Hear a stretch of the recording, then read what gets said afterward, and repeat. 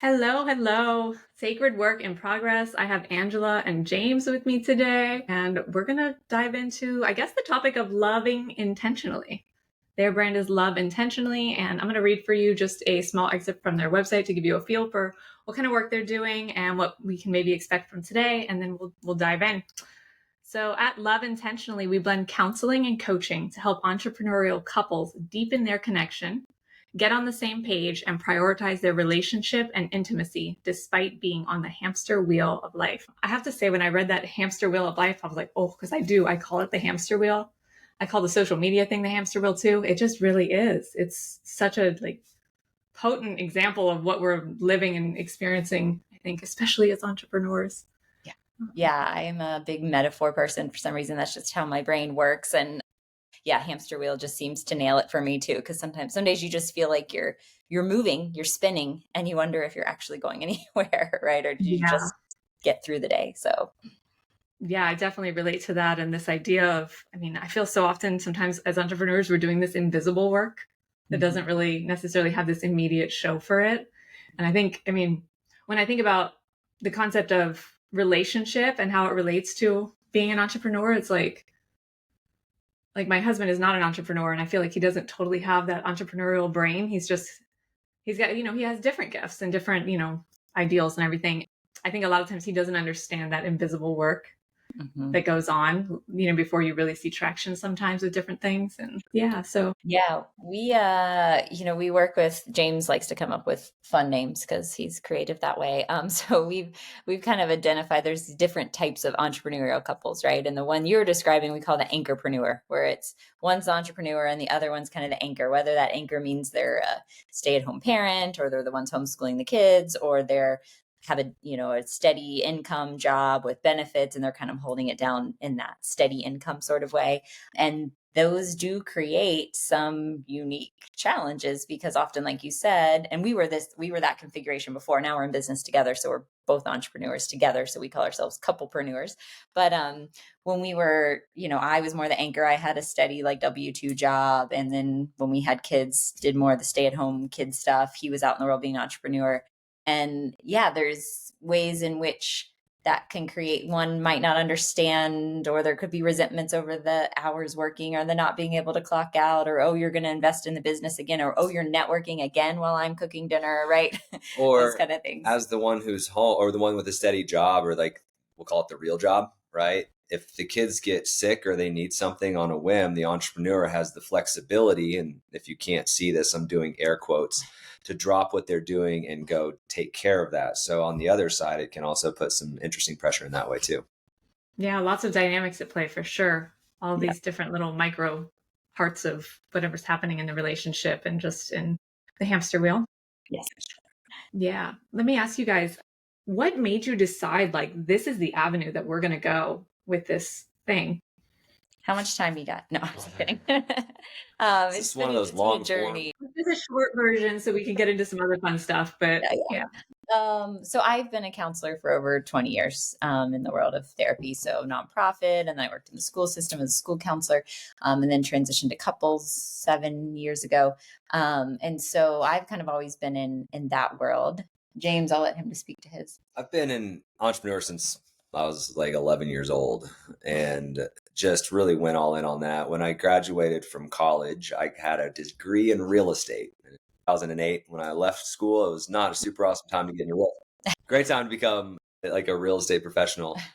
So I ended up sticking around in Fort Collins, which is a great place to live, which we're at still now, and started to get into residential brokerage. So I was selling houses and then got into real estate investing on our own.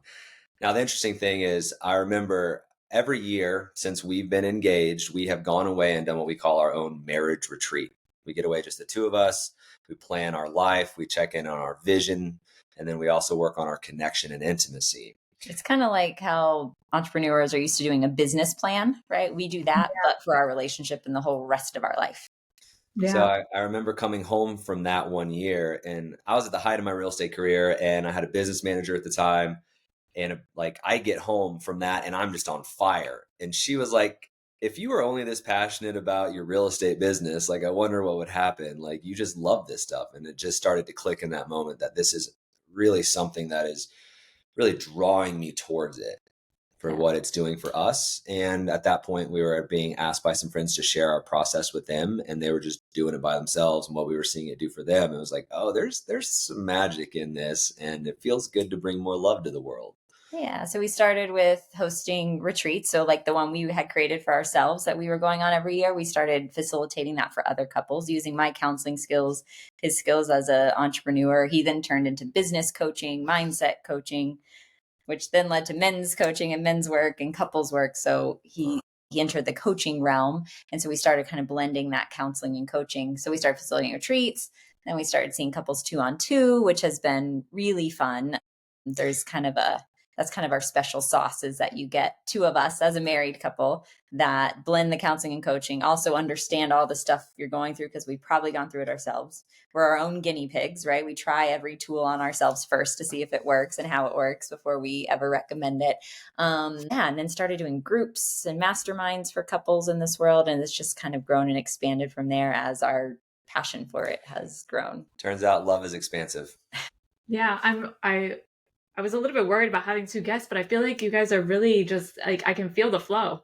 Like I can feel that you guys are just in sync and like effortlessly kind of, taking turns and sharing in different parts. And like you can tell that you're just like deeply connected. It's really cool. Thanks. Thank you. I fully receive that. Yeah.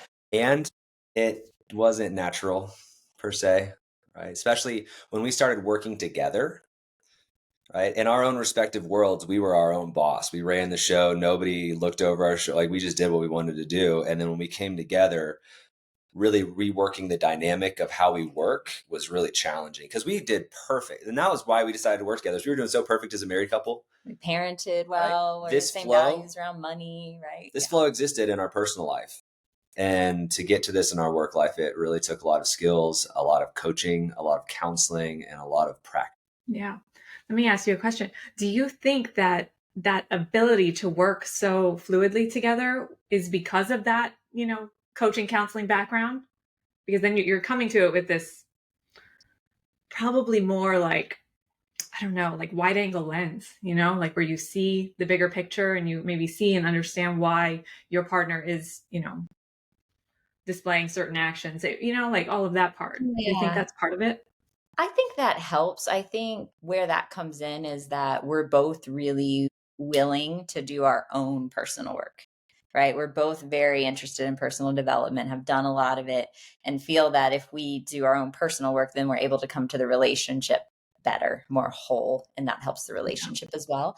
So I think that's a big piece of it. And that definitely is part of the reason we are a counselor and a coach, right? Is because we value that personal development work. And I will say that there's also this thing that happens that, we have a counselor we go to on occasion. We've had coaches we've hired in the past because it doesn't take away the human factor that we're still flawed humans with our own wounds that pop up in our relationship. And sometimes you can't read the label from inside the bottle, right? We need that outside perspective to go, hey, have you thought about this? Or maybe this is what's going on in this dynamic. So yes, I think we're more prone to like leaning into those and, using our skills to better our relationship. And just like everyone else, we need help sometimes too. Yeah. Yeah, I definitely relate to that idea that it has to be this inner work that you do so that you can come to the table as a better person, and more like open, understanding, just like willing to like be here and do the work, because marriage is work, right? No doubt. Yeah. All relationships are work. Yep. Yeah. And I for a while there, I kind of got keyed in on this. Like, what does it really mean to do the work? Right. Especially when I get into men's work and I'm talking to men about this, let's do the work. Let's get out. It's all emotional. Right. And it's really, if we're having trouble with a coworker, boss, or a career situation, or our own business not going somewhere, it's emotional. If we're having trouble in our relationship, it's emotional. If we're having trouble with a family member or not being able to get to the gym because we want to, right? It's all emotional. And so that's the work, is really being willing to sit with and look at the deeper emotions that have been hijacking the driver's seat for too long, without getting bogged down by them again, right? Without feeling this like overwhelming sense of disappointment at the same time, right? There's just a lot of rocket fuel in being able to go deep within oneself and saying, what's really driving my decisions here?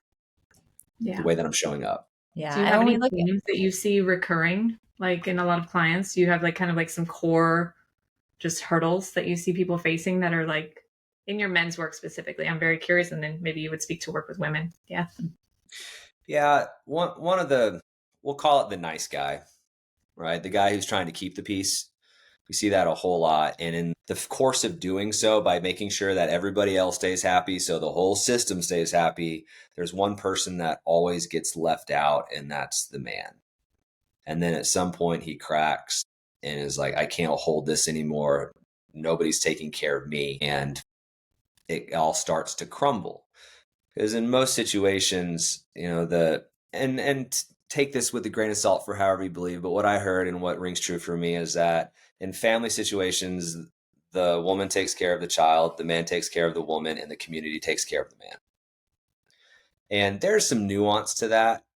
And I'm not even sure if my wife would agree with that. I'm not sure I agree, but I'm not sure I agree with it either. Right? I'm here for all the perspectives, though. I'm here for all. Yeah, I'm here for it all. And so when I think that might be historically how things were viewed. I don't know that that is continually what's happening. Right. Take. And as we grow as men and our roles are changing, and the responsibilities that we carry or choose to carry in terms of how we parent, like we're showing up, my generation and the generation below me is showing up more. Men are showing up more and more solidly in the household and partnering in raising the kids and not helping raising the kids anymore. Right. And so there's just all these different shifts in how the marriage systems are working. And I do feel like when men can have other men to hold them accountable to their greatness and support them, then they have a better shot at being in their marriage and their family and supporting that in a much more structured and solid way. Yeah. And I would say to your point about, like, just to clarify, I think what he was saying on the nice guy stuff, it's not bad to be a nice guy, right? I think being a nice guy is like being nice and kind is a good thing, right? And something we want, we have a son, like I want my son to be kind and nice and thoughtful and emotionally intelligent and all these things. And I think to your point is what can happen is sometimes, I think it can go both ways too in relationship. We're trying to keep the peace. And so maybe we don't say the things that need to be said or get our own needs met. And then we end up, it builds and those resentments build and then we end up cracking, right? Like he said. And for men, oftentimes, they weren't taught as much growing up how to manage all those emotions that come up. And so for men, it tends to come out as anger and frustration, right? Those are the ones that are like historically, gender roles, stereotypically acceptable for men. And as women, we've grown up a lot more with the nuance of emotion, right? Our relationships tend to be, we're used to talking about our emotions, feeling our emotions. That has been more acceptable for us. And so we can get into this dynamic there where if the needs aren't getting met, it can look like frustration on the one side, and then could also be frustration on the female side, but that can be expressed a lot differently. And we can get into kind of this vicious cycle. Yeah. I have a kind of follow-up question, I guess. Do you see, like when you say nice guy's needs not being met, like he's not being taken care of, what kind of things can women do to take care of their partner in that way? What kind of things? The first thing I would encourage, and dare I say, like, make them. You can't make them do anything, but like I would really encourage them to spend time in a group of men. Just to encouraging your partner to have time with other men. Yeah, if we're in a male-female relationship and the woman is trying to get her man to maybe be more intimate with her, or maybe get to a place where he's having some growth, right? Get him around men. But I'm not talking go bowling, drink beer, and eat pizza. Like if we're just hanging out with the guys and drinking beer, that's not the point. I'm talking about intentional gatherings. One of my words for it is called mintimacy, right? Men experience intimacy with other men all of the time. Just look at a high school football team, the emotional intimacy, the trauma bonding, right? All these different things, like a military, that is extremely intimate men's event, and women as well. But like men have always experienced intimacy in certain ways. And when men can go into certain situations and practice being emotionally close and sharing and a lot of other types of intimacy with other men, then they can now take what they've learned and go apply that into their relationship. And they will always come back more available for a higher level of intimacy holistically. Yeah. So I think the point is not so much for because I think a lot would argue, maybe myself included, that women tend to carry the bulk of the like emotional labor and mental load at home. anyway, statistically, it's changing, right? More, like James said, more men are getting involved really in being active parents and partners to their spouses. And oftentimes women still report carrying a higher percentage of that in the home. So I think the point is not for the woman to give more to the man, right? It's for the man to take some ownership over, like, I have emotional needs as well that maybe I'm not addressing and need to address within myself by having a supportive peer group that then allow me to be a better husband, father, fill in the blank. Yeah. I did not expect y'all to share that exactly, but that all makes a lot of sense to me. And I feel like when I heard that, it's like, it was like another job for the woman, that's how I took it. But when you speak to it as more of like an accountability thing and just like a self accountability, and to have, those other relationships with men who are doing the work, as they say, I could see that being, because what is the saying about, like, who you surround yourself with, and, what that looks like for who you are and who you're becoming. I feel like that speaks to that. Yeah. A little simple thing too, instead of having one more thing to do, it's also just being supportive of that. Like if he's going to go on a hike or go hunting, right? Hunting is a great example of, I think, something that you can send out to go do with the boys, right? And when he comes back from whatever thing he's been doing to be around other men, are you going, how was it, honey? Like, tell me about it, all right? Or are you giving him some space to do it? Or are you just going like, I've been overwhelmed. I've had the kids all weekend. Like, I'm really glad you had a good time, but take this one and take this one. And I need to go do this. And like, are you just kind of holding them, like almost some resentment towards them for having gone and done that for themselves? And I think that's a really easy way, because I know in our groups, we have a lot of men that are somewhat, I'm going to say, scared or aware that when they go home, there's going to be there's a credit, like there's a bill to pay. Yeah, And there's if some we shit waiting for him, huh? Yeah, I can imagine. And I think vice versa, too. I think the important is that, like, both people are doing their own self work and that they're supporting each other in that, right? I know for me in the past, sometimes I might, if he was off doing something, even if it was like work wise, back when he was like the entrepreneur, and he would be at a networking event that would be in the evening, and it would be usually at a brewery. We have all these breweries in Fort Collins, and I'm home with the kids and like kind of resentful, like, oh, he's out at a brewery, right? Yes, of course, I realize he's networking, but still it felt like he's out at a brewery where I'm home with the kids, right? Cooking dinner and all the things. And what I realized was that it was actually coming from a place of being a little jealous, right? Like I wanted that for myself. And then what I realized is the only reason I wasn't really getting that for myself is because I wasn't allowing myself to do it. I wasn't asking him for it. If I did, if I'd said, hey, I want to go have a girls' night, we're going to go out to dinner or whatever, he would have been like, great. And so what I realized was that oftentimes those times where I was building resentment was because I wasn't getting my own needs met, right? I wasn't either setting a boundary I needed to set. I wasn't asking for what I needed or wanted. And that really shifted things for me, because I think before it could almost feel like I was a victim to the situation. And then this was kind of empowering, where it's like, oh, I'm feeling resentful. What am I needing that I'm not getting? And how do I act on that? How do I help either set that boundary or ask for that? And that really shifted things for me. And then I started going like, oh, well, yeah, I want to go out sometimes too and, be kid free for the evening. And all I had to do, turned out, was ask. Yeah, I love that you named this idea of like using your voice and just, coming to a conclusion, like what is the root of this emotion that I'm carrying through whatever I'm feeling. So for you, it was a little bit of like a jealousy. And I mean, I feel like a broken record, but I always say, like, so often those feelings, they just want to be acknowledged. They just, and like something shifts just right there. Mm-hmm. As soon as you like name it, it's like, oh, okay, it's not this like ghost anymore. It's like, yeah, this named that thing name that it, they say. do something. Yeah. Yeah, definitely. Let's see. I know you mentioned you guys wrote a book recently. Your first book, I guess. Yeah. I wrote a book. Yeah. And I'll also give Angela the credit for getting it to the finish line. She's the organized part of our brain. Okay.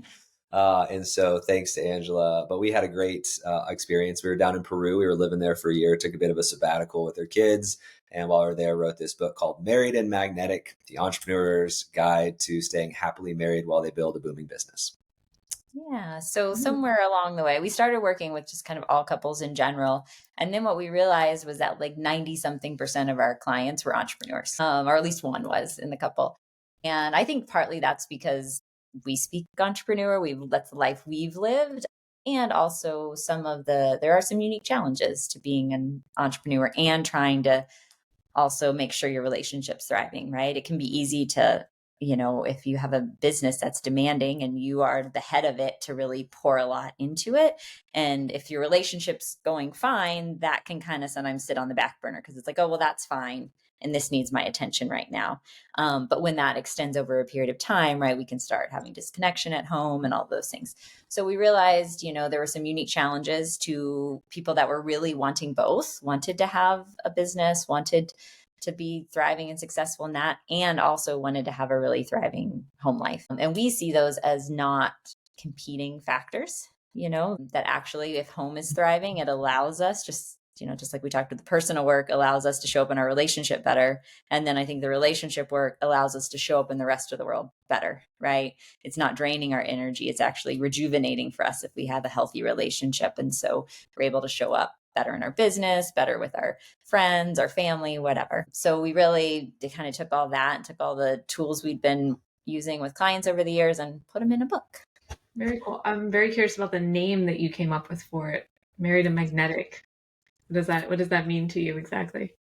I'm a big law of attraction fella, and what we focus on expands. And in the world of business, we can either we can effort it and really work hard, or we can magnetize and attract what we want. And in the world of relationships too, being attractive or attracted and attractive to your partner, your spouse, like that's where the good stuff lies. So yeah, so I guess feeling like if we are really solid in our relationship, then we are able to attract those things that we are wanting, right? We're not spinning our wheels over here on the hamster wheel trying to, just keep the relationship afloat. And so if we're in love and solid and emanating that, then we tend to attract more love and those kind of things. Yeah, I love that. I love that. And I've written a fair amount about the idea of our frequency, essentially, and the way that we connect to the world when we're in this authentic expression and when we're, living that most true life, I think, where that's kind of a big, I think, portion of my work and the work that I do with entrepreneurs and small businesses is helping them really create businesses that actually like fit their lifestyle so that they're not overextending, so that they're not like, on the social media hamster wheel if that's not in alignment for them, so that they can be in this sort of reciprocal energy with the natural kind of path of life and everything. Yeah. Do you guys have anything to speak to on that idea? Yeah, I think what's coming up for me when you were talking about that is, just this idea of alignment, right? And so if I could feel really aligned over here in my business and my purpose work and it's my dharma and doing the thing, right?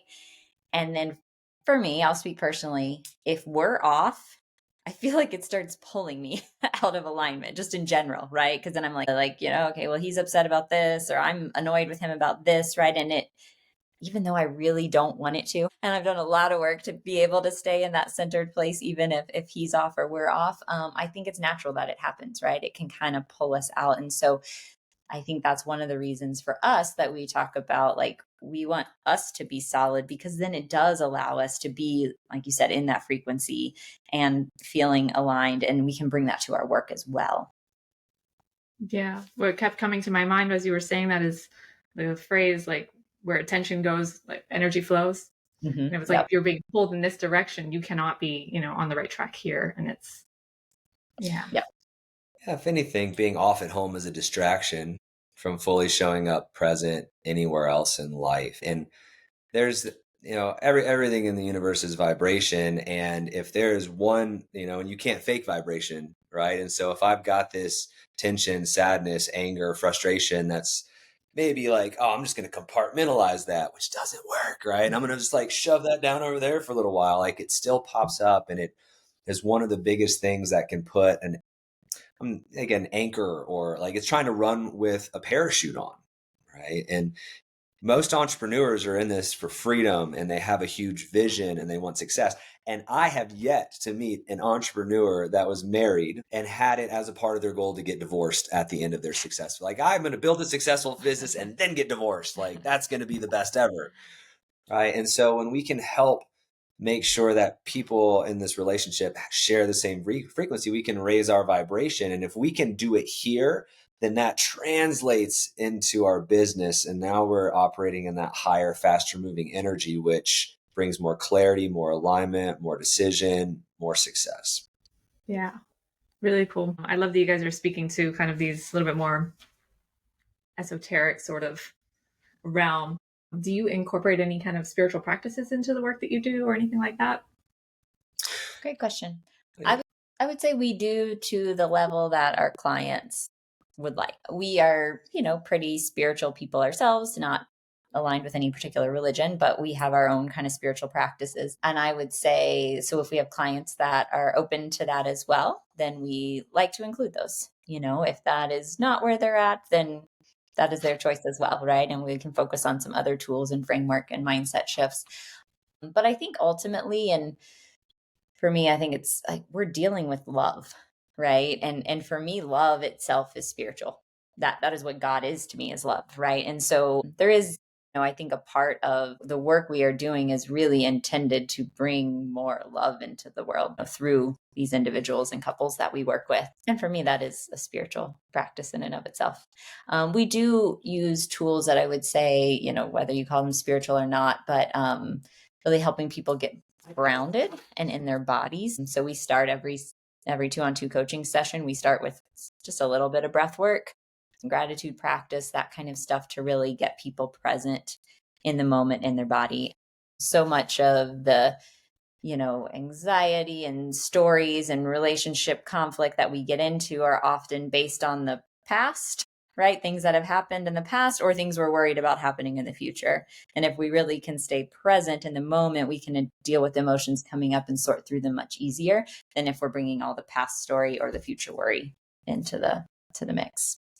Yeah, I love that. I had another podcast guest who spoke a lot to that idea of staying in the present moment, and she shared some really beautiful practices that are probably very much in alignment with the work that you guys are doing from the sounds of it. Just from that perspective, not at all the couples work and everything, but yeah, that's really cool. And what about you, James? Are you also using spiritual practices with your men's clients and the work that you do? I think so. I grew up in the South and the religious Bible Belt of the world, right? Mm-hmm. And I've had my own, let me just to get real, I've had my own religious unwinding to get myself to a place where I can feel a connection to God without the resentment of the church. And so for me, when I think about creating spiritual practices, the first thing is the connection there is a God, there's a higher power. So the connection to source. And how are we doing that? And it can become as simple as meditation, quieting the mind, becoming present, right? Those are some of the very first places to start. I do think that there's some magic. My coaching is designed to help bring, we'll use men in this case, into their bodies and into their hearts and into their alignment. And I think that is a spiritual practice, right? To be able to feel oneself and then be able to connect that with the source as a higher power. That's where all the clarity comes from. We don't get clarity when we're pissed off. Well, let me take that back. We'll get a lot of clarity when we're pissed off, but it is not. You get a lot of data, maybe. Right. It's going to make that's really clear. I'm going to say this thing. Like, now watch what happens, right? There's a lot to clean up. So when we can get people into that higher level of energy and into their loving heart, right? To me, God is love. And so that is the spiritual practice. And it's up to the person, right? If they believe there's a connection to the higher power. I speak Christian really well, right? And I love Christians for the most part, the good ones, right? And to me, it's not about the religion, it's about the heart of the person. And when we can take the best parts of any, what do we want to call these, organized religions, and pull those out and say, what brings you that most connection to source God? Then how can we bring that into your day to day? Most people respond extremely well to that because that's the whole point at the end of the day. Yeah.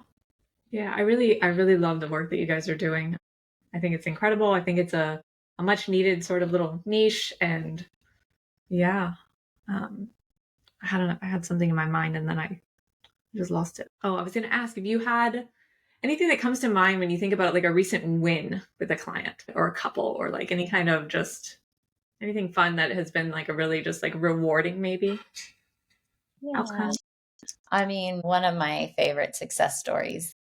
This isn't super recent, other than their anniversary was a couple days ago. But we had a couple that came to us years ago after she's a business coach, very successful online business coach. People in your audience may have heard of her before, but I'll keep her name private. And they had separated. They were both entrepreneurs. They really put all their energy into building their businesses and got pretty disconnected and ended up separating.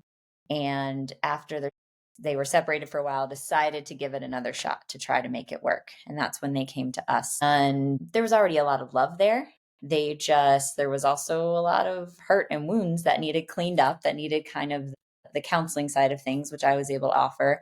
And then there was also a lot of like, now we're coming back to this relationship and we want to do it differently this time. Right. So this is what we want to create together. And that's where the coaching really came in. Like, here's where we are now. Here's where we want to be. How are we going to get there? How are we going to build this marriage and this life that we want? And they, like I said, there was a lot of love, cleaned up some of the hurt, set some of the goals, created rhythms for them to really stay connected. There was fear if their businesses were successful again, would it end their marriage again? Right. And so there was, how do we have both? So we put in a lot of just easy systems for staying connected, even through busy seasons. They also wanted to start a family after things got stabilized. And they ended up a couple years later coming to one of our retreats and found out at the retreat that they were pregnant. So Oh, now wow. they have twin little toddlers. Oh my gosh. And yeah, they just had their anniversary the other day, and I texted them to tell them happy anniversary. And it was really sweet. It was one of those moments where I was like, oh, this is why I do this. I just kind of was complimenting them how hard they worked and where they're at now and how great they're doing. And she responded back, we couldn't have done it without you. And those are the moments, like that one will carry me for years, right? Like just getting Beautiful. achieve that. So I like another. This one's a little, I think, more common whenever we start working with a couple, especially if they have young kids. You've got the entrepreneurial couples with young kids. And we go back to the thing where, like I was saying earlier, if you take that traditional model where it's like the woman supports the kids, the man supports the woman, like if you really hold that true and you don't have any sort of understanding as to the nuance to it, what happens is mom typically owns the morning and dad stays in bed and gets out of bed 30, 45 minutes later after she's done dressing them, feeding them, getting them ready for school, making lunches. And mom is just not happy. And so no matter what we're working on in their relationship, the resentment that shows up in the morning really is going to stick around through the rest of the day. And so really fun win. So we had two couples in our mastermind this last week that the men got the hit. They got the message and they started showing up and not helping the morning routine, but partnering in the morning routine. And as a result, their wives were like, hey, I see what you're doing. It's taken a lot of stress and pressure off, and I'm really grateful for it. And it is allowing me to like you and to want to connect with you and to want to have sex with you again. So these guys are now starting to get back into the part of their relationship where they get to have a lot more sex that she's very interested in as well. Yeah. Fun. I'm curious about these retreats. Is this something that you offer regularly, and what do they look like? What's that experience like? Yeah, so we usually offer one or two a year, usually hosted in Colorado, although we might expand out at some point. It's just beautiful here and we live here, so that makes it easy. They're really designed to be similar to like an annual business plan. It's an annual retreat. Like we said, that's how this whole thing started. We created that for ourselves, and we were seeing so much success in it that friends started asking about it. We started sharing it with them and then decided to start facilitating it for other couples. So it's meant to be an annual retreat. So we have some couples that come every year. They just come do it every year. Some couples do it a couple years with us and then decide they can do it on their own. And that's great too. We have one online that you can do yourself even. It just gives you all the videos and the questions, the workbook to go through.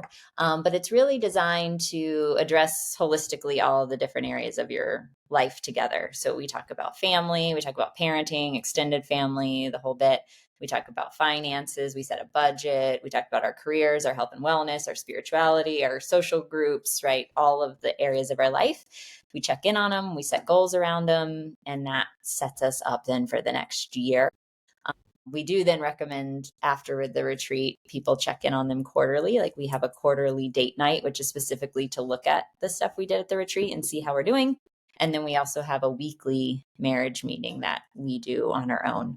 But the retreat really is the deeper dive into all of that sets us up for the whole year and keeps us on the same page, keeps us connected, keeps us moving in the same direction, and honestly allows us to accomplish our goals much faster, more smoothly because we're in them together. We typically do about 2 of those a year because our kids are still young too. Our oldest is 20. We got one flown off to college / we'll see him next semester back home.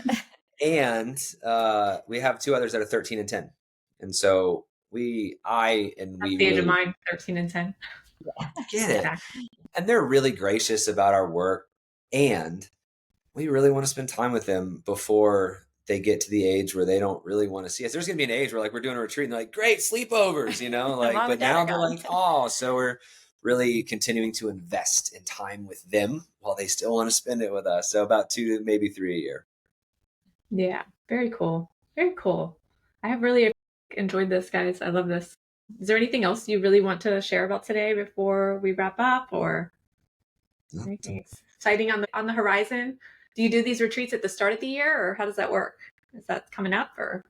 We have usually done them in May and September. So we do not have them scheduled for 2026 yet. But we have the DIY one available on our website, which is just loveintentionally.com if people want to do it on their own, or we will post when we have the new ones on there. Yeah. I would say probably the newest thing on the horizon, we just had our book that came out, and we also are just launching a school community. So I don't know if you're familiar with school. It's a platform, SKOOL. Yeah.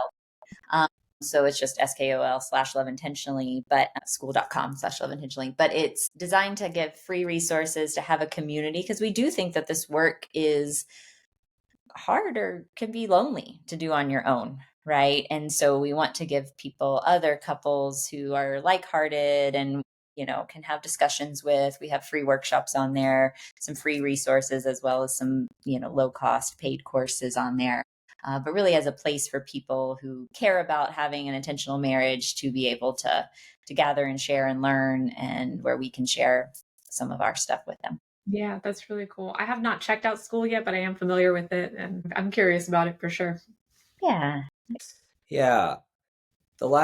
This one, I love this one. And given the nature of your podcast, I think it's a really cool one. I'm going to plant the seed for this thing called sex magic rituals. For couples who want to utilize the woo and to utilize the energy and the vibration and the literal energy that creates life, there's a thing called a sex magic ritual where you visualize the thing it is that you're wanting to create most while you're in the middle of sex, and then you have a great old orgasm to that thought and visualization together.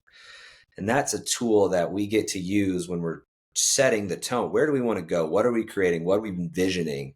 And that's just a fun way to leverage the visualization, the manifestation, what we're wanting to do in work, how we're operating in our relationship and our intimacy, all in one little package. And so there's lots of podcasts and some resources out there, or give us a call, but that's a really fun way to grow together. Interesting. And that's something that you offer, or is this kind of like a widely known practice? I don't know widely known, but it is a known practice. It's a known practice. I mean, it's not just y'all, right? No, we did record a podcast about that in our process in that before, and so that is out there on the internet. Search our website. So if that's of any interest to you, like to me, that's where all of these things intersect. See what I did there? Yeah, I did see. Yeah, that's really interesting. That's a new one to me, but anything that y'all would like to share, I will absolutely add in the show notes for people to, dig deeper. So choose your own adventure with Angela and James. We're holistic. We got you. Whatever you're at on your journey, if you want to be better married and work harder to create more love in the world, like, we got you. Yeah. Thank you so much, guys. This was awesome. I really enjoyed this, and I think it would be so helpful to a lot of my audience, which is mainly entrepreneurials. And yeah, anything else? Any last thoughts? Great. Any? Thanks for having us, Bonnie. Yeah, this has been All right. great. Amazing. For all of those who are tuning into this one, if you are new or if you're back again, I would love a rating or review on whatever platform you're listening to this on, so that more people can find these really cool conversations and incredible people that I am getting to meet through hosting this podcast, such as Angela and James. Thank you so much, guys. Thanks, Thank you. Bonnie.